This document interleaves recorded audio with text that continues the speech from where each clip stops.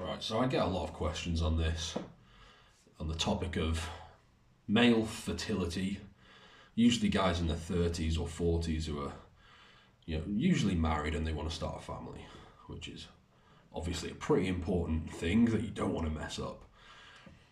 And everyone knows and has known for years that it's extremely irresponsible and selfish for a pregnant woman to be drinking alcohol or taking drugs or destroying her body, because that kid, through no fault of its own, is going to be destroyed for life because of her stupidity. And everyone knows this, but what not many people seem to be aware of is it's not as extreme as that, but it's also irresponsible for people with really messed up hormones to be trying to start a family, to try to start a family. And the two, testosterone's the obvious one, but when it comes to fertility and actual health of the kid, it has far more to do with luteinizing hormone and follicle stimulating hormone, LH, FSH. At least from a male standpoint. I'm not going to delve into female stuff because it's not as relevant to you guys. And it is important that she is not having problems as well, because she's at least 50% of the equation. You're 50%, but at least you can control this 50%. And you need your LH and your FSH to be on point. It's literally the health of your sperm, And not many people seem to be aware of this. Not many people seem to say this. But if your levels are on the lower end of normal, which in today's world is awful, because it's the same thing with testosterone. In some countries they've lowered it as low as 175 nanograms per deciliter test. It used to be 350 a few years ago. Less than 10 years ago it was 350. Now they've lowered it to 175. I mean, and it's the same kind of thing with LH and FSH. But it's I use per liter. For LH it's 1.8 and for FSH it's 1.5. Depends on the units and whatever. But they're the lower end of normal.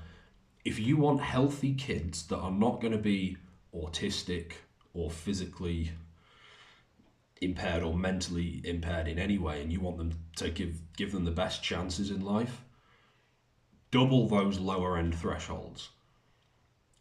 So that's 3.6 for LH minimum, and there's a lot of guys who are falling way short of this, and they're in their 40s and they're trying to start families. 3.6 minimum, or 3 for FSH minimum. The ideal is a lot higher than that. And again, this is talking naturally. What you could do as a last resort, and I wouldn't advise this because it's not a long-term plan, you could take Clomid or HCG as a last resort for about a month or two until she's pregnant. That could work. It's a last resort. I think you're far better off doing it naturally. Then you'll be happier, you'll have more energy, you'll actually have higher testosterone for the rest of your life, you'll be a better father because of many reasons, your finances will be easier. 900 testosterone versus 300. I mean, good luck building a successful business on 300 tests. It's just not going to happen. And so the natural stuff is more long term. And yeah, you'll be happier and you'll have more energy for them and for the business, for everything, or your career or whatever you're doing. So fertility is extremely important. Kids have more problems now than ever before. It's not just hormones, it's partly the father's not being there. It's partly just the lack of rules in schools and things like that. But it's also hormones. And this is the hormones of the parents. Again, everyone knows women shouldn't be drinking when they're breastfeeding, when they're pregnant. But there's more to it than that. And the health of the father does play an important role. And you don't want to be in complete control of that and still manage to fuck that up. Especially if you want a happy, you want your kids to be happy, And then also, if you're married, I mean, good luck performing in the bedroom with super low LH and FSH levels. It's kind of important if you're monogamous and the only sex she's getting is from you, and there's issues there. Like you wouldn't. That's not a good thing for staying together forever, and you know, no one cheats on anyone. It's kind of important.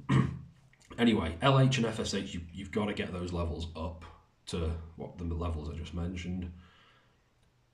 Ideally, naturally, last resort HCG, Clomid if it doesn't ruin your sleep like it does for so many people and skyrocket your estrogen. Anyway, but yeah, there's a brand new course coming out. You can pre-order it below.